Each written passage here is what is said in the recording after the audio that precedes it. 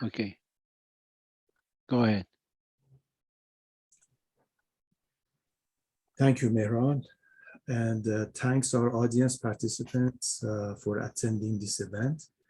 I'm Sina Furuzi, member of Board of Directors of Mohandes, with great pleasure and thanks and greetings to our valued presenters, speakers, Andrew Somerton and Dan Duran. I'm going to share Dan's bio with you, and after that, Andrew kindly will have his bio in introduction with us. Dan is a Chief Technology Officer, CTO, Risk Advisor with Rhyno Cybersecurity. Dan is a technology worshipper on a quest to change the world. With over 14 years of experience in the information security industry, Dan leads product development and cybersecurity strategy for Rhyno Cybersecurity. He's also a sought-out expert for leadership and knowledge on information security, incident response, and cybersecurity best practices. Dan holds a Master of Business Administration degree from University of Illinois, Champaign-Urbana, a Bachelor of Economics degree from Wilfrid Laurier University, and postgraduate specifications and information system security and agile software product management. Dan is currently pursuing a Master of Science in Cybersecurity at Georgia Institute of Technology. During his tenure at Rhyno, Dan has played a fundamental role in the continuous development of the company's 24/7 Security Operations Center and managed detection and response technology. Dan's and Andrew's today's topic for us is how to stop a cyber attack when your defenses have failed. According to the 2021 cost of data breach report by IBM Security, it takes an average of 287 days of identify and contain a data breach. So what are we are going to be doing wrong? This is the question, I guess. This session will explain the traditional cybersecurity model and its deficiencies, as well as introduce you to a game changer in the industry: network intrusion detection and managed detection and response. It will explore how we shorten the intrusion gap to 2 minutes and how to make MDR a vital part of our layered cyber strategy. I'm going to ask Dan and Andrew to take it from here, and thanks again. Thank you, Sam. Appreciate it. Just a second. Should I just give the co-host to Dan? Just 1 second. He has it already. He has got? Okay, thank you. Okay, so yeah. Okay, great. So I'm just going to share my screen, and then Andrew's going to take her over for the first part of the presentation, and then I will follow up with the technical part of the presentation. All right, Andrew, go ahead. Yeah, no, it's you know what? Thank you so much, guys, for having us tonight. Again, it's an honor, and we're truly blessed to be here. Shangiz, personal shout out to you. Thank you so much. Obviously, Mehran and Sienna, thank you so much for hosting this. We're really proud of this because cybersecurity is so relevant right now, and things are advancing so quickly. So for us to have the opportunity to share with you our technology and how it's actually revolutionizing networks, I think you're going to get a lot from it. So sit back, relax, enjoy. Obviously, it's a very relaxed environment. So if you have questions throughout the presentation, please don't hesitate to ask. And we'll put a hold on it. We'll answer those questions, or you can hold on to them until the very end, because there's ample time for us to be able to address any questions that you're going to have. So if we continue down the slide here a little bit, I'm Andrew Somerton. I'm the president and CEO at Rhyno Cybersecurity, and Dan Duran actually will be presenting to us. So today, I'm just going to go over this with you so you kind of know what to expect. I'm going to introduce a little bit. I'm going to introduce Rhyno Cybersecurity, who we are and what we do and what our passion is. we're going to dive into a network and why, what we're actually going to be, looking at and why it's so relevant. And we're going to determine what the disconnect is, why it's from 287 days and how we've actually got it down to 2 minutes. Dan's going to really dive into the managed detection and response, or otherwise known as the MDR.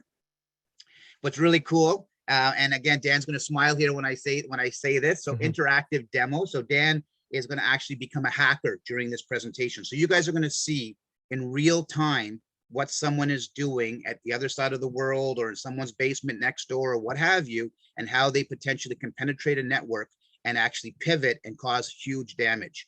And then, of course, the ultimate question is why the MDR? And I think it's going to be relevant, or it's going to be self-explained afterwards. And then we'll wrap it up at the end with questions, answers, and also a way that you guys can get a hold of us at any time if you have your own specific needs as a company, as an individual, what have you.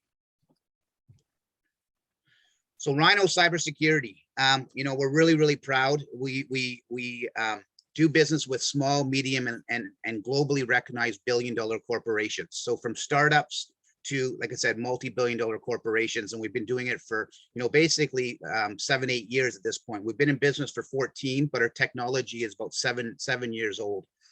Some of our services, which I think is really important for you guys to take away, because it's not just, the cybersecurity as far as the MDR. We do ethical hacking on networks. We obviously built and we have our own managed detection response. So it's our own proprietary software that we actually built and manage. And this is what we're going to go over today with you. We do secure hosting. So if you are a part of an organization that needs that service, don't hesitate to let us know. And then what's really important, and we call it the missing link, is obviously custom awareness training. And the custom aspect is really important because it's not an out of the box type of training. What we do is we evaluate the company and we basically create a customized solution for that organization. And we do a slow drip campaign. So what we do is we build a cybersecurity culture, not a fear. So it's really important. And then, of course, if you don't have an IT individual, you don't have cybersecurity, you don't have an MSP, we do manage security and consulting. So we come in and we evaluate your company, we evaluate your landscape, and we give you recommendations based on best practices moving forward. So as I mentioned, my name is Andrew Somerton. I'm very proud to be the president and CEO of Rhyno Cybersecurity. I've been in business for over 35 years, from business ownership to leadership. I've traveled across North America training and teaching organizations through sales models, marketing, etc. And Dan and I said, Dan is my business partner, and it gives me great pleasure to basically be able to introduce you to Dan. Not only is he my personal friend, but he's our CTO and he's also our risk advisor at Rhyno Cybersecurity. So Dan, over to you, my friend. Thank you. Thank you, Andrew, and thanks everybody for having us in here. So yeah, I don't need to introduce myself anymore. So it was a good introduction. Very good introduction. I think my cheeks started to get all blushy because of that introduction. So thank you so much. So let's go right into it. So we're going to pretend that this is your network. Okay, this is your company. Inside of your company, you have things like endpoints. And what I mean by endpoints, I mean, servers, computers, mobile phones, routers, printers, all of those things are endpoints. And you probably have some sort of security around those endpoints. So I'm talking about, antivirus or endpoint detection and response, extended detection and response, application control, GPO. So basically, all the rules and technical group policies inside of your network, as well as you probably have IT personnel that does, patching and updates and all of that. And hopefully you do this, right? So this is from the endpoint side. And the network also has what's called email, right? Very important nowadays for every organization, and the main means of communication. And in there you have things like, secure email gateways. You have anti-spam, anti-phishing, anti-impersonation technologies that are part of a cybersecurity layer defense, right? And every company at one point has this with different levels of defense, basically, and technology. Some of the companies have less, some of the companies have more, right? But there's always, these are the main components of a network. Then you have things like DNS, so your browser, anything that has to do with your, going visiting websites and being able to display things on Google Chrome and things like that. In there you have what's called DNS filtering, so domain name server filtering, so you don't go to bad websites, for example, or web shields that stop attacks, or landing pages that can be compromised by hackers. So all of these browser protection technologies. Then we move into the human component, and the human component is basically all the administrative rules and policies and training and cybersecurity awareness training, simulations, GRCs, or governance, risk and compliance policies, as well as ISPs, or the information security policies. So the rules of the game on how humans or employees should interact and behave when they have a piece of equipment, or they are interacting with email and things like that.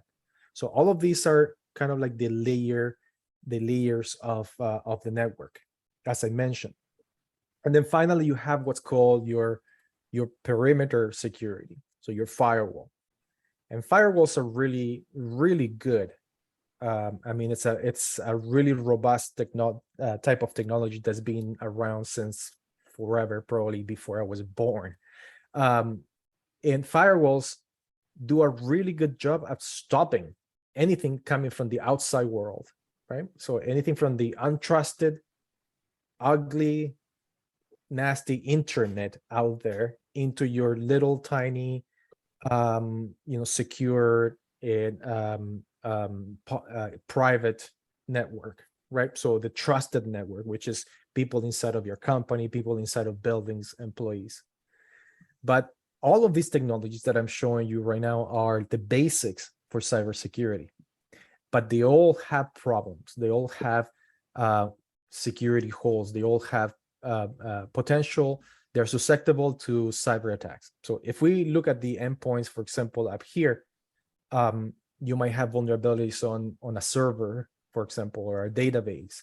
You might have vulnerabilities inside of one of your laptops, mobiles, etc. A zero-day attack that passes through the endpoint and gets to the network, gets the network infected.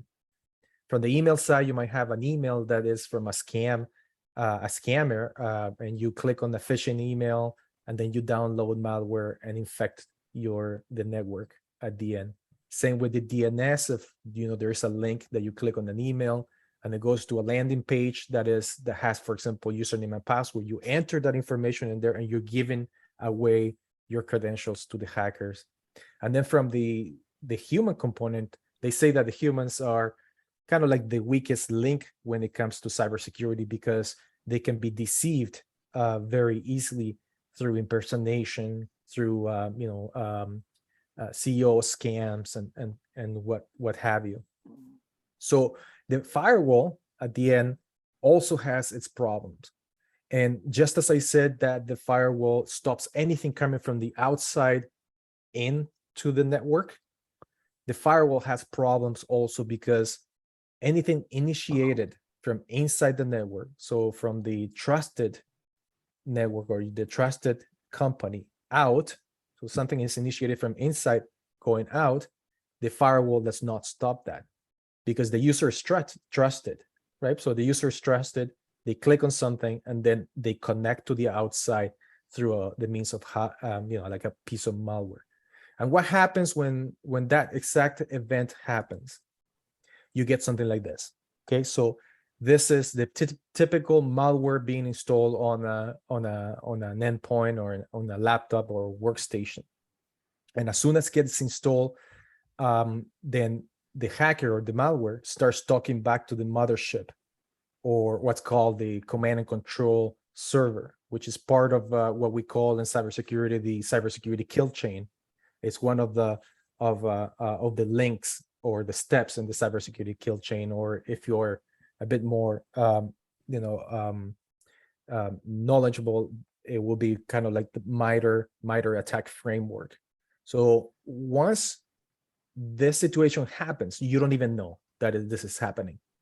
And then hours go by, days go by, weeks go by, sometimes months go by, and this is undetected.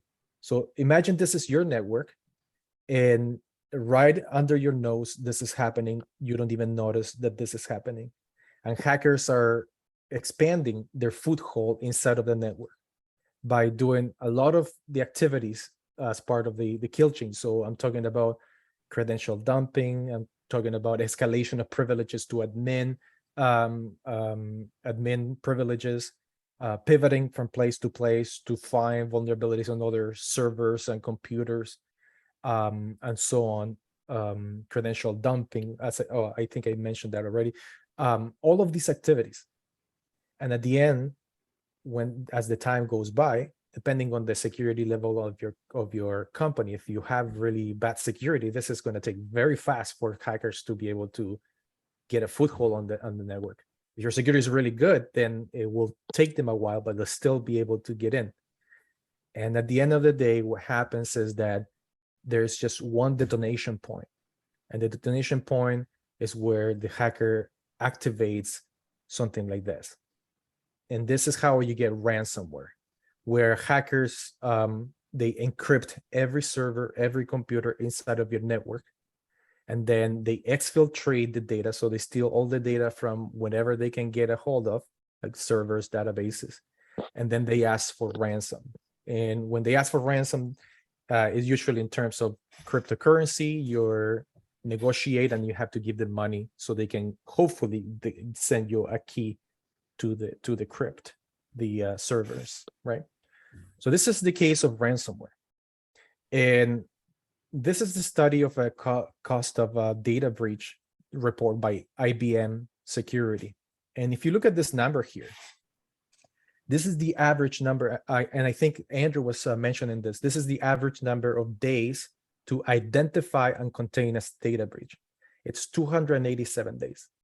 So that means that on average, hackers are inside of a company for 287 days without anybody noticing what's going on. So it is a long time. It is 287 days is a very long time, right? And these are some of these stats. So the average cost of a ransomware breach is $4.62 million. For smaller companies, obviously it's going to be less, but they still, you still have to pay, $100,000, $50,000, depending on what negotiation level you have with the hackers. And it's not getting better. You can see here that from 2015 to 2021, the actual average time to identify and contain a data breach is increasing and not decreasing. So something is wrong, something is amiss. There's a disconnect. So what is the disconnect? I can tell you there's insufficient security. That's the first one. So 45% of processes that are related to cybersecurity are ineffective at stopping these type of attacks. I also can tell you that there's lack of planning. 43% of small and medium-sized businesses don't even have a cybersecurity plan in place at all. Then you see things like remote working. Everybody's connecting from their homes because of COVID-19 and what have you, but there's implications when it comes to cybersecurity on that.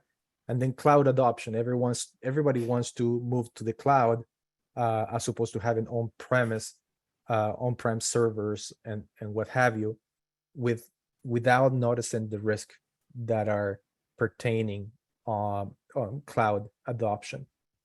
We see things like supply chains or ransomware as a service, and hackers getting really, really good at what they do nowadays.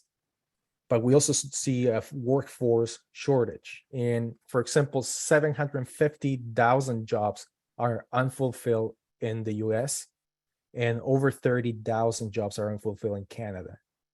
So there's a lot of problem with this because most of the cybersecurity expertise are hired by the big companies. So the smaller companies are left in the cold. So these are basically some of the main problems. And let me introduce you to managed detection and response. So managed Okay. detection, go ahead. Dan, I was gonna ask, maybe just before we jump into the actual, the big part of this presentation, is there any questions or questions or concerns? Because what's really important, what you have to the takeaway from the beginning part is, cybersecurity is like an onion, right? It's layered security. So a lot of people have that misconception that because they have an IT person or an MSP and they have the endpoint in place and they have cybersecurity awareness training and things like that, or they have a firewall, that they're basically protected. And this is where this comes down to the the MDR. So I'm just wondering, before we actually get into the MDR and the important part of the presentation, is there any questions or things anybody wants to kind of get clarity on? If you don't mind, I'm just going to have a quick question. Dan mentioned about, for example, a user inside a company that might bring that exposure. So the layer of security then starts from even internal that user. So that's what you mentioned, I guess, if I'm not mistaken. It's not only from outside, but also from the user. Yes. Yeah, very much so. And that's what's so, Dan, you know what, as a tech, sorry, you go ahead and explain that, my friend. Yeah, so the majority of the attacks happens because users are not aware of what's going on, and also they do the wrong things, right? So by clicking on a link, for example, on an email and downloading a piece of malware, the user might not even notice that they're clicking on malware, and then once that's installed in their computer, it doesn't matter where they are. Let's say I'm here at home and I get infected, my computer infected. I take the computer to work, so I go to the office, I connect it. Now every computer is infected, right? So I'm bringing into the company, I'm bringing the malware, not only through physically connecting to the network when I go into the network, but also by remoting. So if I create a remote connection using RDP or TeamViewer or whatever, I'm connecting to my office computer from my home. I am sending, or the computer can get infected because of my connection. So it is like a virus. It's like COVID-19, but in cybersecurity terms. So most of the time that happens from the inside out, right? Less of the time happens from the outside in, because you have vulnerabilities on servers and things like that. It's harder to hack. It's harder to hack systems nowadays than people, right? So it's easier to hack people through deception and phishing attacks and things like that. So I hope that answered your questions. Oh yeah, absolutely. And probably later on I will ask the piece of this question, which was not physically, but that person, I mean, for example, the ransom that is the damages related to that is so huge that probably I'm just thinking that maybe those organizations might invest on individuals as well to penetrate into something.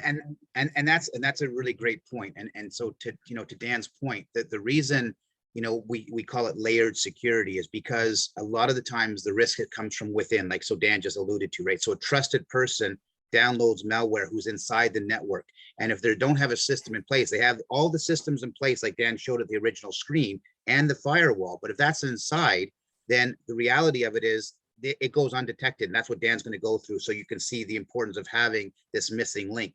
And then in regards to what you're about to ask, or what you're asking about the employee, that's critical as well, because that just becomes, again, building a cybersecurity culture that, people can still make mistakes, but if you can mitigate those mistakes by giving them proper education, then hopefully, and having all the measures in place, you're going to basically, stop things from happening. So anyways, great questions. Yes. And obviously, please don't hesitate to ask more. Dan, my apologies, but I thought it was important. Over to you. No, absolutely. 100%. So just keep in mind that it's easier for a hacker to hack smaller and medium-sized companies than it is to hack a large-sized company. So, for example, we have one of our clients, and they spend probably upwards of $500,000 on cybersecurity alone, right? In a year. That's a lot of money. So they're trying to be as covered as possible, and there are big companies that get hacked left, right, and center. So but it's harder for hackers to be inside of a network trying to hack When you have a smaller company that, that is like 10 people, 15 people, 50, 100 people, it's much easier because you might not have an IT person, or you don't know about security. So even though the hacker might get less money for ransom, they will happily go after small and medium-sized companies, because in 2 days they can do something that they cannot do with a big company. Do you know what I mean? So and it's thousands of dollars, right? So, and that's just one of the ransomware is just one of the one of the main methods in that hackers are going after. But there's a whole bunch of other type of stuff, like the data exfiltrated all your customers, or trying to get into your accounting systems to extract money. There's crypto mining. There's so many out there, right? So back to managed detection and response. So what is managed detection and response? It is real-time intrusion detection combined with 24/7 monitoring and human incident response. Now, if you pay attention to the words in purple, right? Real-time intrusion detection. That means not 289 days to be able to identify and be able to stop a threat, but 20 minutes. That's, to me, is real time.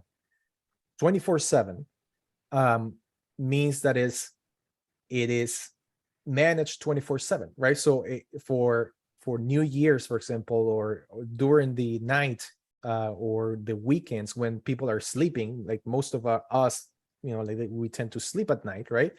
Hackers are hacking. They hack 24/7, especially in the other side of the world. So China, Russia, India, for example. It's 2 p.m. in here. It's 2 a.m. in here. It's 2 p.m. over there. So it's business as usual over there, right? So this is managed detection and response is a 24/7 SOC, or secure operation center. And then human incident response. So all the technologies that I'm talking about in terms of antivirus and the firewall, those are just technology. And they have AI, they have a great AI, machine learning and all of that, good for them. When I'm talking about human incident response, it's using technology and expertise. So actual humans that are looking at the dashboards, that are doing threat hunting and analyzing behaviors in the network and being able to say, oh, this is suspicious, right? So this is the combination. This is what managed detection and response is in general. And now I have the demo, right? You guys ready to see the demo? There is another question. Yeah, absolutely. Mehdi. Go ahead. Yeah, Mehdi, go ahead. So thank you so much for your explanation. I have a couple of questions. My questions are a little bit general. And so the things that you're explaining are more related to companies. Okay. Now, at the level of an individual like me, I think this is a topic that a lot of people are afraid to get informed about, because the perception is that if you are facing with a professional hacker, or if you're under surveillance by the government, there is not much that you can do, right? So that is the first question that I have, is that, a couple of times I have considered like taking courses in cybersecurity or learning about it, and I always didn't ended up not doing that, because I was like, what's the point if I'm not going to be like as strong as a professional, hacker? Another question is that I was also curious about the companies. The same question applies to companies. What is the cost for that? If you could also like explain the cost of that at some point, that would be great. To have like an effective defense for a company. Sure. Sure. And Andrew can definitely do that at the end of the presentation. He can go over kind of different costs for different technologies. I mean, the antivirus and this, because we do it all for some of our companies. We manage an entire cybersecurity. So he can definitely take care of that. Sure. Now, in terms of your question about personal security, absolutely. Okay, so cybersecurity it's a very big field, and just like engineering, right? So you have an engineer, but you have all types of engineers. There are all flavors of engineers, right? So cybersecurity is the same thing. And there's a technical aspect of cybersecurity that you might not be able to comprehend unless you spend a lot of time, a lot of years, going through kind of the motions. But there is a whole realm of cybersecurity you can actually understand of how the whole world of the internet works, and it might help you to stay away from not just hackers, trying to get your money and your system, but also governments, right? So for example, in my case, I am completely secure, and I know that I'm secure through technology and the things that I do. That I know that it will be very hard for any government to hack my personal stuff from any country, right? And that is a very big it is a very big concern for cybersecurity people and people that understand more, but it's not a big concern for the mass population on the amount of surveillance that I don't want to get into that kind of can of worms. No. But you know what I'm saying. Yeah, there's a media problems with the media that they're not telling people how the United States and other countries are actually hacking people without even knowing and getting information, right? So intelligence is huge, right? So but the more you know as a citizen, the better you are informed and the better decisions you can make. And that's exactly what I was going to say. Like, don't be scared from the depth of cybersecurity. Educating, it's about mitigating risks. So hackers are typically opportunistic, right? Even when it comes to personal hacking, not just company, but personal. So if you learn, as much as you possibly can, and you can learn a lot, that helps, to Dan's point, that helps protect you as an individual. What you're doing is you're never eliminating the risk, but you're mitigating it. And that's critical, right? From every aspect, from, dual factor authentication. Thank you. Or tough passwords, all these hygienes that you're going to learn are going to help protect you. So don't be fearful of learning more about it. You don't have to know everything to stay one step ahead of hackers. You just need to mitigate the risk. That's really, really important. Thank you so much. I appreciate it.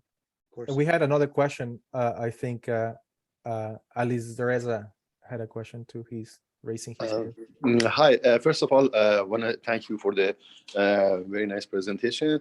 And also, I apologize for not being able to participate from the beginning of your talk. So my question, you may already answer my question in your talk, and I missed that. So I apologize for that. My question is for small companies, 50, 60 employees.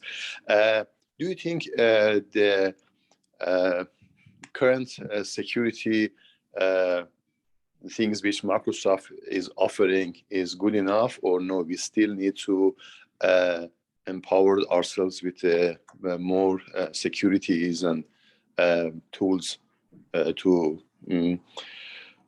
face the hackers? Yes, absolutely. So Microsoft, it's a love and hate relationship with Microsoft, right? Microsoft is really good, and even PCs and Windows 10, Windows 11, and all the services that they offer, they're incredibly good for in terms of operations and performance, and be able to work with a company and do a lot of things.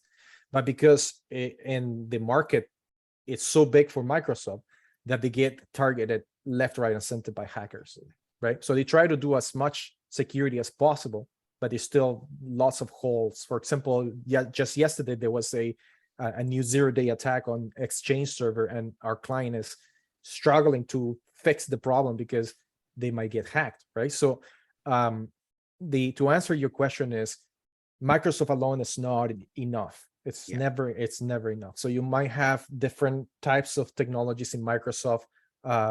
Windows Defender, to me, this is personal opinion now, it's not a good antivirus, or antivirus side. It's okay, it's decent, but there are better technologies out there, Kaspersky, Sentinel-1, that are specially designed for ransomware, or the Trend Microphone, that do a much better job than the Windows Defender antivirus that comes with with Microsoft, right? So so definitely you need to still beef up security, especially when you're online. If you have Microsoft Online and you have access to SharePoint and all of those apps through your browser, you absolutely need dual factor authentication and mechanisms to be able to stop hackers, right? So Microsoft by itself is not a wise decision to just have Microsoft security in place. And to that point, you mentioned, 40, 50, 60 employees. That's what this talks about, and it's really great that you're here, and you can see how the managed detection layer is actually going to really complement what you have in place. But what happens with a lot of companies, especially smaller ones, 30, 40, 50, 60 employees, they get fearful of that. They think it's a very costly proposition, and it doesn't have to be. If you partner with an organization that is, really trustworthy, has a really great track record, I'm going to throw Rhyno Cybersecurity in the hat because I'm talking to you. But the reality of it is we come in and we do an assessment, we help you, and we give you those recommendations that are going to be the most cost effective and the most effective to help protect you. And so that's what you need to do, because, it's constantly changing. Technology is constantly changing. The reason we're talking to you today about the MDR and how we've mitigated from 287 days down to real time that Dan's about to show you is how critical that is. And, we have many clients that are in that size. That's kind of our sweet spot, actually, is basically 20 to 100 employees, because they're not 100% sure what they need, but it's also a very cost-effective solution. So don't be fearful of that. It's not something that's going to cost you guys an arm and a leg. It's important that you get educated and you put the right measures in place. I hope that answers your question as well. Yes, thank you very much. It was good. Thank you. Yeah, some of our clients are like 4 people, right? So it is very scalable. So all right. So moving on, I'm going to show you one of the screens. So this is one of our dashboards. Okay, and this is an alerts dashboard. And you can see that the network is functioning perfectly fine. There's no hiccups in the network. And then when I go down the page, you can see things for like emergency alerts, remote connections, RDP connections, and some privacy violations, like somebody's using Dropbox. I am actually myself doing Dropbox, you can see here, right? So it's alerting on that, but this is really depending on the policy of the company. If they are allowed to have Dropbox, people using Dropbox, things of that nature. And you can see everything is empty. It's boring, right? Everything looks boring, but boring is good for us. If you don't see activity in here, it means that it's good. It's business as usual, and boring is exciting for us because there's nothing of concern. So this is what we want to see all the time for our clients. Unfortunately, this is not what happens, but and this is a demo, so that's why you see nothing in here, right? So I'm going to spice it up a little. Okay, so I have I'm logged on as a user, and you can see that this is a Windows machine, and this is inside of the company. So I'm RDPing into, or doing a remote connection into my office, and this is a computer. This could also be not a remote connection. It could be just an employee at a company. So I'm going to do a few things that are kind of naughty in nature, things that people should not do. Okay, so the first one is play P2P games. Okay, so this is a Steam engine. It's for playing video games and things like that, like for example, Roblox and like Minecraft and GTA and all of that. Okay, those are called P2P. It's not a good protocol to use. All of these games use that type of protocol. It's called P2P. It's peer-to-peer connections. There's a lot of software that is spread, or malware that is spread through P2P. Plus, an employee at a company should not be playing games using laptops, like from that are part of the company, right? So then I'm going to create a team viewer connection. So, or just power up team viewer. So right here, and I'm not going to show you the password, so you can't get into my remote my computer. And so imagine there is a remote connection happening during the day. You can make one to get into your, let's say, there's different software, RDPs, AnyDesk, LogMeIn, TeamViewer. All of those are remote desktop solutions. Now, I don't know if you heard that. Did you guys hear that? Okay, I'm on my Mac, so you won't be able to hear. That's okay. These are remote connections. If that remote connection happens during the business hours and it's from Kitchener, where I am, to Toronto because I'm remoting in, it's not a problem. But if this remote connection is happening from India into Canada at 3 a.m, now that's a huge problem, right? Because maybe a hacker dropped a remote client inside of your computer without knowing, and he's doing a remote connection instantly from those places, right? So yeah, people should not be using remote connections or downloading software and creating connections. I'm going to power up uTorrent. So uTorrent is a torrent client, and like we used to do this in the 1990s and 2000s.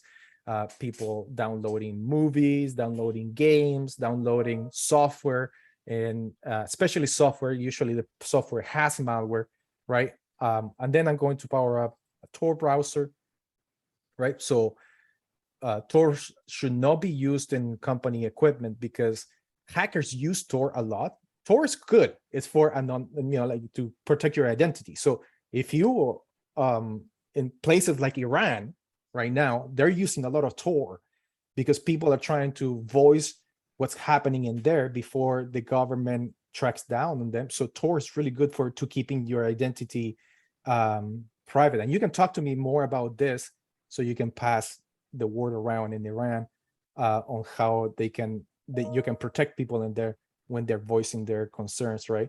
But Tor is also used by hackers because it protects their identity, so we don't know where they're attacking from, right? So all of these things should not be allowed in a company. And if I show you right now my email, you can see my email right away. I'm starting to get the notifications, right? So imagine our staff is getting these notifications right now on what's going on inside of the network. Now, if I go to the alerts dashboard and I do a quick refresh, you'll see that everything is starting to get a little more exciting in here, right? So you see P2P, uTorrent, you see, for example, the Tor being powered, and this is how our staff right away starts to notice things that are going on. You see Steam engine being running, and not only that, but for example, if you want to protect the company, or you want to limit certain things like pornography and alcohol, drugs, guns, and things like that, we are able to, as a cybersecurity company, we're able to see what people are doing in the computer from a transmission level. We can never log into the computer to see what they're doing personally, but we can see that, for example, this person is playing video games, or this person is doing things that should not be doing. So, and this took this presentation, right? 5 minutes, 4 minutes, 2 minutes to be able to detect this. And this is where we go to our client and create reports and investigations if it's something that is more like worse, right? So in this case, we usually report at the end of the week or at the end of the month on the activity. So managers and people in charge can go to the employees and say, no, you should not do this. This is what you should do instead. Or you can, if you're an IT person, then you can go and create policies, technical policies, to stop this type of activity inside of the network. If there is no such a tool, your antivirus won't ever know this. Your firewall will let this go. Your email, it's not even involved in here. So all the other layer security, it's kind of like they don't speak the language that the managed detection and response speaks. So that's the first part. Any questions so far? Yes, I think we have a question from Shore. Please, Shore, go ahead. Yours. I have a few questions, but I don't want to interrupt the very interesting presentation. If you allow me, I will ask a few of them later when the when You they can ask me Yeah. right now because I'm gonna go into the second part of the presentation, so you can see an actual hacking if Okay. hacker was inside of the network. Yeah. Okay, is there any way for me to understand, to recognize if a remote connection has applied to my personal computer or my laptop or that type of stuff? Or I have to have someone, a company like yours, to help me with that? Yes, there is ways of doing that. Yeah, well, I won't show you here how to do it, but there is ways. You can actually Google, or you can go into YouTube, and there is like a lot of good tutorials on how to detect and how to know if you're being hacked, basically, if there is a connection. Yeah. Oh, fantastic. Can I ask Yeah. another question? Yeah, go ahead. As you mentioned, that Microsoft applications are not as safe because of the widely usage by so many millions or billions of people. Is it true still that Apple products are safer still, or they are as vulnerable as those who are using Microsoft? Okay, so it used to be that even Mac had advertising back in the day saying that Macs were safe, right? But Macs are not safe at all anymore. Apple is having a really tough time being able to stop hackers from hacking Apple computers and phones. And the reason is because their market share is increasing. So like hackers are also increasing their market share of the amount of money they can get from people that are using Mac. Macs don't use, there's a few antiviruses that are running around for Mac. Typically but there's not much, but still the majority is Windows. The majority is Windows. There is a small percentage of Mac users that out there in terms of the marketplace, but it's not as secure. So a lot of people fall back and say, "Oh, I have a Mac, I'm not worried."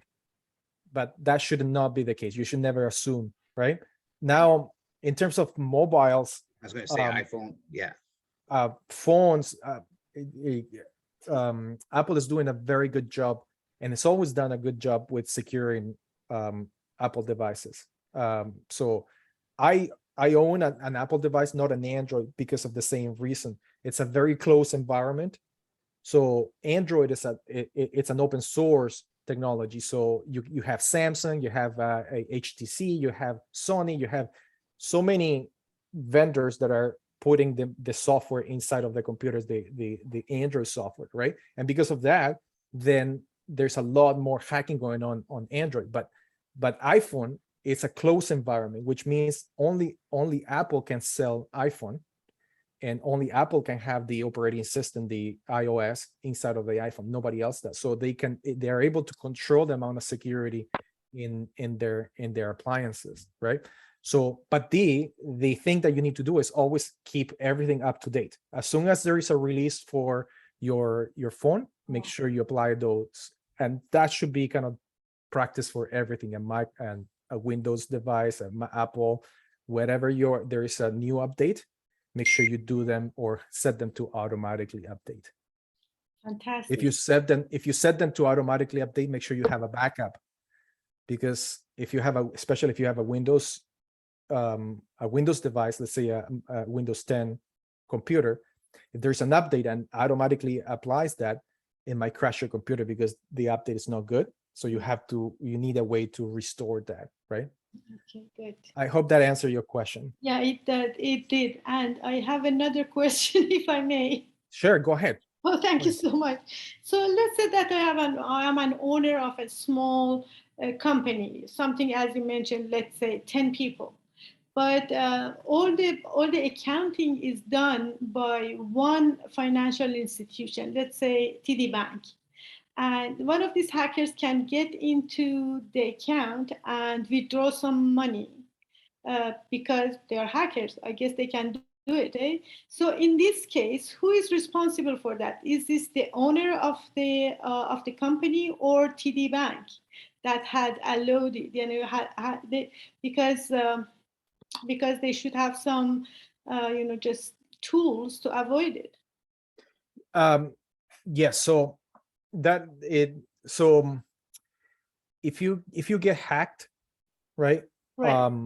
Most of the time it's going to be your fault, or you're going to be accountable for it.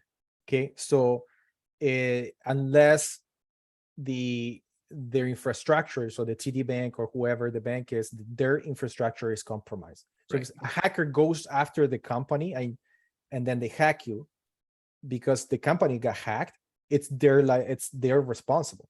But if you get hacked, then and it's because you haven't done the things you're supposed to, then they will not be found liable. Now, I'm not a lawyer, so I can't really recommend anything that has to do with Right. the law. Yeah. But as a cybersecurity risk advisor, all these companies, they all offer dual factor authentication. They all offer security levels but unfortunately they don't put them in front of the user because it's easier to log in without dual factor authentication. Now big companies are learning to to enforce this type of stuff for their users, and you should take advantage of that, especially dual factor authentication. If you use QuickBooks, for example, you go online, you enter your username and password on the browser, on Microsoft Edge or Chrome.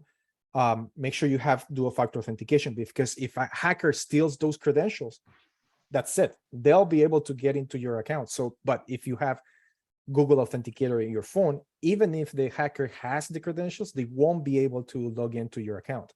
So that's extremely important. The other thing is, even if you're logging into their account, if your computer is hacked and your browser, Chrome browser, is hijacked, they still can get in. You know what I mean? Because your computer is hacked. So they can still get in using what's called, pass the hash or, a token hack in there. So, yep. So at the end of the day, most of the time it comes to the user, right? So unfortunately. So it brings actually, after your explanation, it brings me to the other part of the question, which is this face on the identification that is lately imposed on the users. And does it actually make it safer for small companies or for individuals? And if so, why it is not wider spread all along the applications? It is widely spread. It's just that people do not take advantage of that. And okay, so it's not dual factor, it's called multi-factor authentication. Okay, so and you have to remember about three things. Authentication in itself, it's something you have, something you know, something you have, or something you are. Okay, something you know. We all know passwords, right? So that's the first one. You need to combine two of them. Something you know is password. Something you have is, for example, my Google Authenticator. So if you combine password with Google Authenticator, you're making a dual factor authentication. And the last one is something you are. So I'm talking about retina scan, face scan, thumbprint, veins, for example, nowadays. Those are something you are because it's part of your biology, right? So if you combine part of your biology with password, then you're completing the chain of dual factor authentication. So you always have to remember, if you use something you know with something you know, it might not be as secure, right? So if you know your password and you also know the security keyword, it defeats the purpose. You need to have one of each, or sorry, two of each to complete the security chain. So this Google identification that you mentioned is available on the net, and everyone can actually download it from the net? 100%. It's called Google Authenticator, and it works for Authenticator. Yeah, it's dual factor authentication. The way it works is, you go to QuickBooks, you go into any of the software platforms, online, etc. You have to set your dual factor authentication. And then every time you log in, username, password, it's gonna ask you for 6 digits, so 6 numbers. So you go into your phone, you power up your Google Authenticator, and it gives you six digits for 1 minute. So you have 1 minute to read the 6 digits, put it in the browser, and click go ahead and then it allows you. So now the software is understanding that there's another piece of security that you have to have in between. So even if hackers steal your credentials and you do have dual factor authentication, they're going to try to get in, but they won't be able to because they need your phone to be able to get in. Yeah, okay. Thank you so very much. Amazing. Thanks a lot. You're welcome. Very welcome. Okay, so moving on, we're gonna do a little bit of hacking in here, and I want you to see how fast it is. Okay, and that's the key. So let's just let me just power up my. So this is one of my machines. So this is a terminal, and let me just do a couple of things. So I'm going to create a piece of malware. Okay, so as a hacker, I will be able to create this. Let's say a Rhyno. It's called Rhyno shell. Okay, and then bear with me right now because I had another platform, but I wasn't able to log into that one. So so this is going to take a little longer for 3, and then I'm going to make I'm making a malware piece, right? So I'm going to make it for 86, and I'm going to call it toolbox. Okay.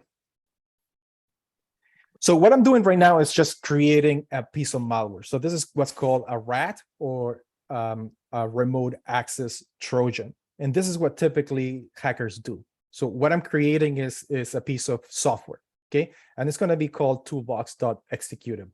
Okay, and now I'm going to start a listener. So basically what a listener is, as a hacker, they have the, like CNC servers, and what they do is just listen.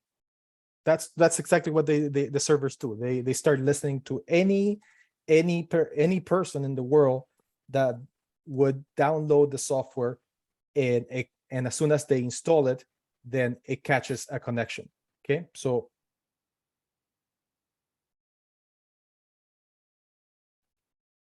I'm initiating a listener. Okay, so this is going to take a couple of minutes, maybe less, maybe just a few seconds. And while that's doing that, there it is. So now I'm listening for any connections that are able to come in. So I go back to the Windows machine and I go to my email. Okay, and I'll see my email here. So let's see.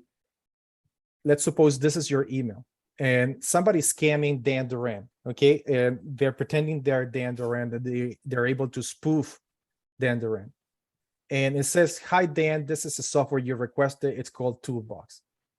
When I click in here, okay, and I download this, so I'm just going to keep it. Don't ever do this. Don't ever, if the Windows says don't, don't keep it, right? It's for a reason. And then as soon as I click, let me just, as soon as I click, you'll see that I have a connection now into the system. Okay, so you see that now I can actually go and type in shell, and I'm in the Windows machine. You can see Microsoft Corporation in here, and then I can do a system info, and then I can get the user, and I can get who it is, what machine it is. And a hacker would right away start exfiltrating all the data from the computer. So I would do something like go back a few levels, and then I would do a snip, and there you go. So now what's happening is the hacker got a foothold on your computer, and this is what they're doing.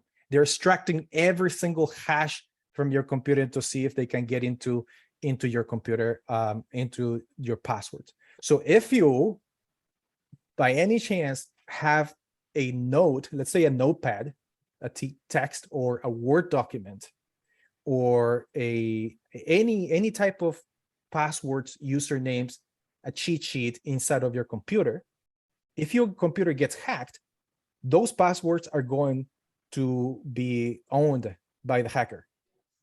Do you know what I'm saying? A lot of people, what they do is like, oh, tell me the password. Oh, the password is 123. This is your username. Blah blah blah. This is the password 1234, whatever it is. Oh, I'll put it in a Word document and I'll leave it on my documents, or I put it on an Excel sheet and I put it in my documents, or a notepad and I put it in my documents. Once you get hacked, that's it. The hacker will exfiltrate that information because they will exfiltrate every single document inside of your computer. And this is how fast it is. It took me less than 2 minutes to do, right? So if I go back to the dashboard, or I go to my email, we'll see that our analyst will right away catch this malware, right? Rhyno malware.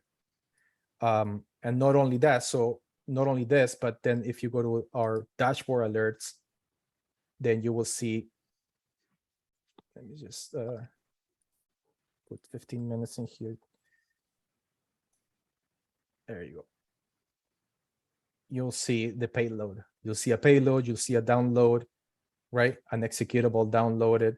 And if I go down the page, then you'll see that this IP address or this computer actually downloaded toolbox.executable from this source over here, right? So right away, as security analyst, we know that you got hacked. So when this happens inside of a company, right away, we disconnect the computer from the network because time is of the essence. We know that the hacker is extracting all the information from that computer. We need to disconnect from the network. So we isolate that computer.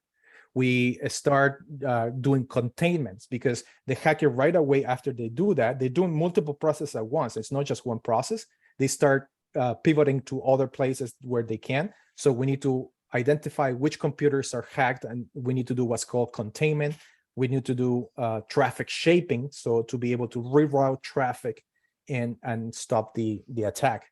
So that's kind of like what we do from our side, and you can see how fast a hacker can get into your machine and extract all your data, right? And this is the power of MDR. Remember when at the beginning of the presentation I was telling you that it takes 289 days to be able to see a compromise inside of the network? For us, it's literally 2 minutes to be able to see what's going on inside of the network. That's how fast it is. Any questions? Okay, perfect. So, excuse me, I have a question. Go ahead. Hello, first of all, thanks for your much informative, presentation. My question is regarding, just you explained that for browsers, we can get Google authentication or two-level authentication. I would say that when I go online banking for one of the banks, which is HSBC, almost all the time during or at the start of the connection, it asks me, this browser is unknown for us or seems to be not very defined. So shall we let this browser to connect other times? Sometimes I have answered yes, sometimes no, but it asked me a couple of times. Can I improve? What shall I do in this condition? And why it doesn't recognize the famous Chrome? Chrome is everywhere now, but it asks me that it is unknown. What is behind, or why this question is asked? What could be the proper action, yes or no? And could help me that Google authentication level something helpful for these cases? Okay, so if I understand your question, when you go sometimes into your banking account on the website, it asks you if this is a safe browser to save it or not. Actually, it asks me, it asks that, is it it says that this browser seems to be unknown for us. Shall we let it for future connections? Shall we let this browser? And sometimes I have said yes. Yes. That is the question. Yeah, so there's multiple things that happen. So every time you log into a website, there's a session and a token, okay? So, or a cookie. If you go into your private mode, every time you go to a website with a banking, it will ask you if it's a browser, if the browser is safe, but it won't store any sessions inside of your computer. So you'll have to do that over and over again. Okay. Also, those sessions, they last, sometimes the bank, depending on the bank, depending on the software, they only last for 24 hours, or they only last for 1 week or 2 weeks or 3 months, depending on whatever their cycle is. So if you go today and then tomorrow and the next day, you might have no problems, but next week you will have a problem because that session is gone. You have to create a new session. The other thing that impacts that is VPNs. If you're using a VPN, for example, to get into your remote, into your office and things like that, the browser's not going to recognize that IP address from the VPN, and it's going to ask you to save again. And the last case is if you physically take your computer and go to a coffee shop, or let's say Starbucks, or you go to the office, or you go somewhere and connect from there. Again, that's different IP address. The browser is going to be like, we don't know if this is you or not. So they will ask you to save. It's perfectly fine to save those logins. It doesn't save your password. It only saves your username and the URL, so the website, right? Not the password. I hope that answered your question. Yes, I wanted to mention that I always do it from my laptop, and at home, I think IP address is always the same, and my location is the same. So finally, should I answer that question, yes or no? It asks me, should we trust on this browser, or can you make sure or ensure us to accept this browser for future times? Should I answer yes, or should I answer no? Which is better? Yes is fine. Yes is fine because it does not store your password. It doesn't. It only stores the session in terms of your username. In the fact that but every time you go, you will have to. If let's say you turn off your computer and come back, even though your username is safe, you still have to enter your password, right? Like it won't automatically log into the application. It won't. Banks don't do that. They used to back in the days, but they don't do that anymore, right? But then you still, if you were to have dual factor authentication, it will make a big difference, right? So that was the question. Go ahead.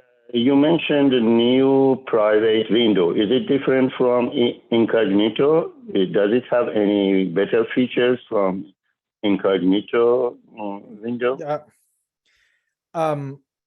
There's a joke about that the only reason you use private windows is so your wife doesn't know what you're doing online.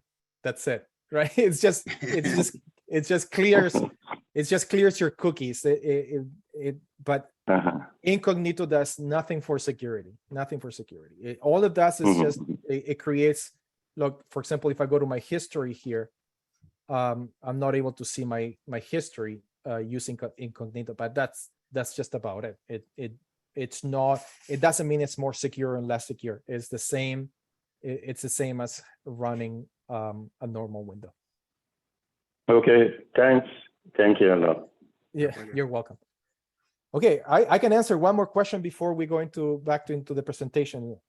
If anybody has any questions. I think you're on mute. So you are on mute. This is Mahdi. Dr. Mahdi, you are on mute. Oh, sorry about that. Okay. So the question that I have recently, somehow a hacker got into my messages, right? And through Facebook somehow presented themselves as a friend to me. After a few questions, I realized that they are scammers. But since then, I'm not sure if my computer is safe. And Apple Care usually is a very, very good source to identify problems and just correct them. Do you think that if I call them, they can do some investigation in my laptop and remove any problem that it might still be there? I'm not sure. I'm not sure if Apple Care does the cybersecurity at all. Yeah, I'm not sure either. But like you can always call them and they're very fast. You call, they answer right away. Or if you go into the chat in the Apple website, within seconds you're talking to somebody. Maybe you can ask that. Those Facebook scams.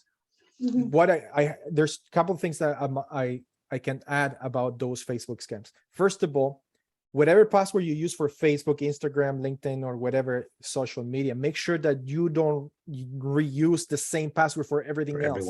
Because if the hacker gets a hold of your username and password, they might go to your bank, they might go to other parts of what you have, and they might try to enter those username and passwords on the other applications and get access. So that's called pawning. Pawning is when like they get a hold of your email address and one password. They'll try that password everywhere possible. So make sure you have different passwords, right? For that. And also the social media also have dual factor authentication and other methods for so you don't get your accounts taken over. Usually what happens is somebody hacks your Facebook, your Instagram, and that's it. You have no access anymore ever. It's gone, right? So you have to create a new account. You have to be able to log in, right? So those are the things that I can say about that from a cybersecurity perspective. Very, very useful. Thank you so very much. You're welcome. You're welcome. So so why do people need MDRs? And I'm talking about small companies, medium-sized, or large companies. Maybe Andrew, this is your part. Sorry, I'm. Yeah, no, Go ahead. It's all good. I mean, it kind of goes full circle to the conversations, the questions we've had throughout the presentation. So, I mean, why do you need an MDR? So as we talked about from the very beginning, it's the missing layer, as it says here. There's multiple aspects of security, and it's like an onion. So making sure that you're putting all the right measures in place to make sure you're doing and ultimately protecting yourself. So it's about mitigating risk, not eliminating it. They say, the old saying, Titanic couldn't sink. Well, it did. The reality of it is, as long as you put enough measures in place and you actually are protecting yourself, and ideally having something looking at your network 24/7, 365. And again, that can sound very costly, but it's not, which I will address in a minute. It's the missing piece. It's the layer that if you don't have an MDR in your network looking at what's happening, from 287 days down to real time, it's really important as a business to have that piece involved moving forward. It alleviates alert fatigue. So what that means is, so as a company, an IT individual or an MSP just doesn't have enough hours in the day to identify alerts, because they get tens of thousands and hundreds of thousands, if not millions of alerts that they get. And what happens with an MDR, it has AI learning. So it identifies it and then it puts it in its history. So what it does is it takes the tens of thousands, hundreds of thousands of alerts and mitigates them down to tens or hundreds, at which time our team can isolate them, identify them, and then see if they're false positives or positives. So, what Dan was talking about earlier, solving staffing issues. So it's very, very expensive as a small to mid-sized business to hire a full-time cybersecurity person. And as he alluded to, 750,000 jobs have gone unfulfilled in the United States, 30,000 in Canada, 3.5 million globally. There's jobs out there that have gone unfulfilled. So you, as a small to mid-sized business, trying to find somebody to be able to help you or give you this layered security is going to be very, very difficult. And next, and which ties in with that, is the affordability side of things. So Mohammed, I think it was your question. I forget who I think it was, but somebody asked about the cost of putting an MDR into your network. In comparison to hiring a full-time individual, especially someone who's working 24/7, 365, it is substantially, it's not even in the same realm. It's less than hiring one person. And it's going to give you that layer of expertise as well. So not just hiring one person that can't do everything, it's also going to give you so much more protection. So it's much more affordable to hire a company that has this technology and has the system in place. And best for last, and I think we've talked about this, several times throughout this presentation. I think it's really, really important. It's taking, the bad guy, let's say Dan likes to use the bad guy or the hacker, sitting inside your network for 287 days, pivoting and making that decision of when to push the button to hold you ransom or to shut your business down, all the way down to, which is the really important slide here, 20 minutes, we call it. In actual fact, we see it in real time, but 20 minutes basically is to identify and mitigate the concern and isolate it. So having all of the endpoint, the emails, the DNS, the human component, the firewall, as Dan alluded to, having an MDR in the middle in your network is critical to any small to mid-size organization and large organization. And that's the power. I'll take Dan's word. That's the power of the MDR, and why it's really, really important that you put this into your network, or somebody, or if you are affiliated with organizations, that they're at least educated on an MDR and why the value is great. So just in regards to wrapping this up from this perspective, we have more questions, of course, but and this is actually being recorded for you guys, which is great. So if anybody wants to get a hold of us on a personal level, on a business level, you want a personal conversation, or you want us to come in and isolate or identify the need for your business, you can contact us at sales@rhyno.io or rhyno.io/contact, the toll-free number at 1-888-505-2989. And I think what's really important, take away from this conversation, guys, and I'm pretty sure you're probably all on LinkedIn, go to LinkedIn and sign up for our newsletter, Purple Talk. It's actually, we do 4 custom cybersecurity letters every single week. That's really, really informative, really educational. Dan is a huge part of that with his wealth of knowledge, or of course, any and all of our information is at rhyno.io. But I strongly recommend going to LinkedIn and sign up for Purple Talk. I think you'll enjoy receiving that information. Or if you have any questions, you can go to Cengiz. He's one of our friends. We always interact all the time. So absolutely, and he actually joins us. We have a podcast on technology and cybersecurity every Friday at noon.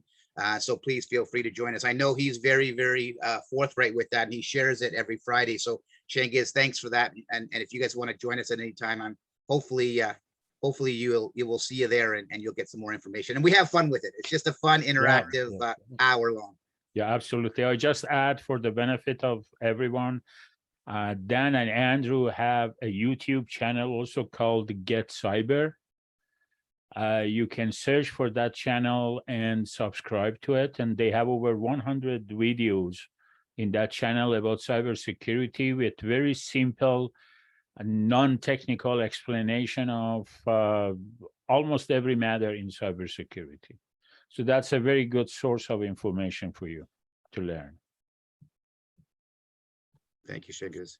Thank you so much, Cengiz. And now, if you have any questions, just absolutely, we can stay a little bit longer to answer any questions if you have. Absolutely. So that YouTube channel can be found under Rhyno. No, the name is Get Cyber. Just on YouTube, search for Get Cyber. You find their channel. Thank you so much. And my final question: why Rhyno has been chosen as the name of your company? You know what, Dan and I've had that conversation a few times, actually. So I mean, I don't know, Dan, you want to give the explanation? But it's strength. No, go ahead. It's just the power of the Rhyno, right? It's intimidating. It's strength.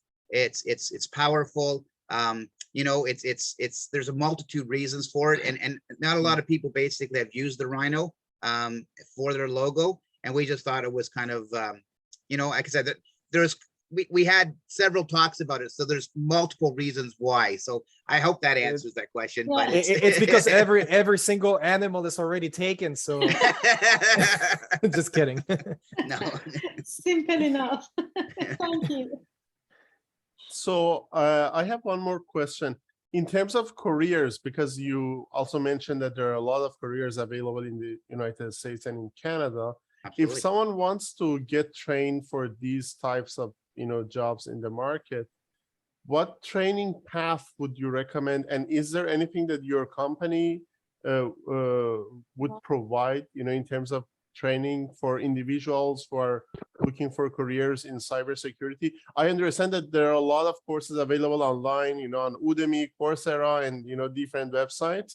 But I was just curious about your recommendation. Yeah, no, I think that the ideal person to speak to that is Dan, because he is a wealth of knowledge. But I mean, we have been very fortunate. We're in talks with a university in Jamaica to do international courses. We actually have Dan does talks at universities to students. And so there's, as he said before, and I'll let him answer this in detail, but there's so many different places to start. So, I mean, there's probably the easiest path to get you entered. And then depending on where you go from there, Dan, maybe over to you. Yeah, absolutely. Yeah. I mean, all of those are valid. Udemy, it's if you want to go the cheap route, Udemy is the way to go, right? Like, you pay $20 for a course and you can get some really good value out of those courses. Absolutely. The thing about cybersecurity is that less and less, because of the need for cybersecurity, a lot of companies are not requiring a lot of degrees and formal education, like bachelor's degree in computer science and stuff like that, or diplomas in colleges by any means. They require more certification. So A+, like Security Plus and Network Plus, which are, you can pay $1,000 to get certified, but you have to train and do all the homework to be able to pass the exams. So the CISP, for example, it's one of them, but that's more for kind of like senior level. Changiz has a CISP also. But if you want to start IT, you need to know IT first, right? In order to know cybersecurity. And so there's a lot of basic training that you can do. Thank you so much. Rhyno doesn't. We don't do training right now. Dan, if I want to ask a question, that what is the minimum requirement to be a hacker? So your hackers have nothing. So there is no any training or any instruction for them. The people having knowledge of cybersecurity, they use it reverse. Am I correct? My perception is right or not? So well, 90% of the hackers out there are what's called script kiddies, right? Like people that don't know, they just go to websites, like copy the code and try to do their things, but they're not like high level hackers. 10% of all the hackers out there are the ones that are elite hackers that know how to do stuff, right? But the rest of the people are just trying to cause damage, basically. And there's an actual service out there, SaaS, RAS. RAS. I mean, ransomware as a service, and basically, what that is, it's almost like franchises of hackers. So these really smart hackers, and we've actually did one of our shows on it. Really smart hackers have created a network to offer solutions to people who don't have the education or don't have the skill set. They give them the codes, they give them the tools. So what it's like doing is putting like a floodgates open of potentially bad people or hackers who want to get involved, who don't have the skill set. And that's all underground, under the dark web and the deep web. And that's very, very, very, very prevalent right now. Yeah. So what happened, what was happening before, like a few years ago, like 5 years ago or 3 years ago, is that big hacker groups were doing ransomware. Because in order to be a ransomware hacker, you need to have servers, you need to have malware creation, you need to have, so it's like a big corporation with different departments. That's how the big hacker group were able to do their ransomware. But what happened is one hacker thought it would be really cool if I create a piece of software like Photoshop or like any piece of software, and I can give that to anybody, and they can start plotting in information, and they can hack other people. So what it turned into this business model for hackers which is called ransomware as a service. So as a hacker can actually go and join for a monthly fee, let's say $99 per month or $50 per month. They pay monthly to be able to use that piece of software. And when they ransomware a company, they get a commission out of the money that goes to the big hacker group. So they created affiliates all over the world. So that's why ransomware is grown, about 300% in the last 2 or 3 years, because now hackers are getting smarter in terms of business smarts, right? That's pretty bad. It's pretty bad. I have another question, Dan. The computers are sometimes industrial computers, like different types of, programmable logic controller, distributed control systems. And the way of hacking this system is the same as the personal computer, PC computers, or servers, or the style of hacking is different. Yeah, so IoTs and CIS.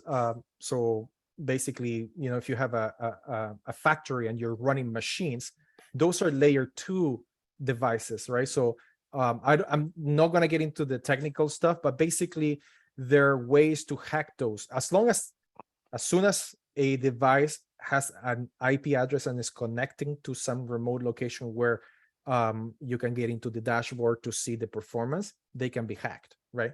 And the way hackers do it is when they hack into those things, they shut down companies, right? So they the whole operation side of companies, or they use all of those industrial controls for crypto mining or as bots to spread viruses to other places. So in that case, they should have a backup system, or they should have a redundant system. Is that the solution? 100%. Yeah. They should have an MDR. The problem they should have an MDR too. The problem with those control systems is that when you have a piece of machinery, usually they get obsolete. The software gets obsolete, the firmware gets obsolete, and then in order to upgrade your equipment, you're not going to be spending millions of dollars or hundreds of thousands of dollars to bring in a new machine. You have to deal with what you have, and sometimes those softwares are not upgradable because they're embedded software, and so you're stuck. So you have to build defenses around those machines. You have to isolate or create networks that are isolated and confined to those machines. So if a hacker goes through, it will be really hard for them to get into the machinery. And that's a big reason why manufacturing, to that exact example, went from basically top 15 on the hackers list and to last year number 2 on the hackers list globally. More manufacturers have been hacked in the last 2 years than any other business. Basically, it's increased, like Dan said, over 300%. So that's why, for exactly that reason. Yeah, it's because of the control systems being outdated. There is another question. Yeah, Mr. Kamyo. Yes, thank you so much for the presentation. A few years ago, my bank account was hacked and some money was taken, and the bank paid everything. The question is the bank able to follow and get compensated for the money? Never? Not typically. I mean, it's very, very difficult. It's there that they have cybersecurity insurance and everything else, and which is becoming even more difficult. A lot of companies will have cybersecurity insurance, but what has to happen is, because there's a trail for them to get compensated back, basically this authorities have to prove that it was an ethical hack, like a legal hack. So and then that way they actually potentially on the insurance that they have, well, then they'd be compensated for that. So it's a loss of wages, it's a loss of payouts based on that. But the problem is cybersecurity, and Dan and I work closely with insurance companies, that it's almost impossible now for companies over 50 million a year to get cybersecurity insurance. 20 to 50 million, it's becoming, you have to have all the measures in place and you have to prove that. And then under 20 million, you can still do it. But again, you need to have those measures in place. But again, I'm not a lawyer, to Dan's point earlier, but I'm not sure how they get compensated as far as the banks. But if they had insurance and it is Yeah. proven that it was their fault, they get it. They would You get it were back. you were lucky. You were one of those lucky ones. So Okay, the so hacker there's gets- I haven't. Go ahead. So the hacker gets a free money. 100%. Yes, you got lucky. But if you want a tip, if you have a credit card, use your credit card. Don't use your debit. Exactly. Because- Always. Because your credit card, it's borrow Sure. money that you have. It's not your own money. So if you get hacked and let's say somebody steals $10,000 from your credit card, they're not stealing you that money. They're stealing from the bank that money. So at the end of the day, the bank cannot go after you if money's taken from their own credit card accounts, right? So debit cards is different because you hold the money in your own account. It's yours. Yeah, So it's if my you get, money. it's Right. your money. So if you get $20,000 taken out of your account, your bank account, too bad. Like it's really hard for the bank. The bank will maybe was it your checking account or was a line of credit or a credit card? No, it was a account? checking account. It was a checking account. Wow. Okay. And you have some sort of protection in there for insurance or? Actually, they imitated my email and then, they use that way to get the money. No, but the bank, did you have some sort of protection in terms of insurance or some sort of? No, it was course? CIBC and they paid, it's about $12,000, but they paid it anyhow. Yeah, well, if they just paid it like that, then you got really lucky because a lot of people don't get paid if a hacker hacks into your bank, your checking account. Forget it. Like you can't. It's almost impossible to go back. Maybe this was like years and years ago. What? How back? How back? It was How long? about 7 years ago, but I am Okay. with this bank for 25 years. I don't know, maybe they did a favor, but the point is that Yeah.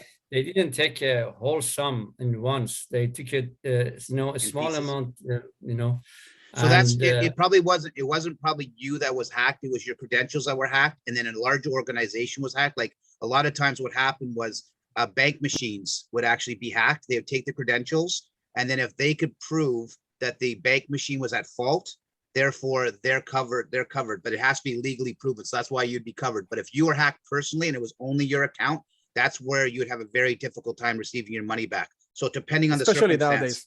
Exactly. Especially now. Yeah. Yeah. okay, thank you. All right. Thank you so much. Really appreciate your time for having us, and I hope you enjoy your presentation, our presentation. No, thank you so much. Good night. Thank you so much. Thank you. Thank you so much, thanks, Andrew. Thanks. Thanks. Thank you, everybody. And Thank if you, you need guys. anything, don't hesitate to reach out to us. Okay, we'd be happy to help. Absolutely. Thank you. Thank you. Cheers, care. everybody. Good night. Thank you, you. guys. Bye. Dan, Andrew, on behalf of Board of Director of Mohandas, I would like to appreciate your support, your attractive, excellent presentation. We learned a lot, and we hope to see you again by your help in another presentation. And thank you very much. Absolutely. Thank you very much. Thanks. Thanks. Bye-bye. Good night, Bye. everybody. Bye.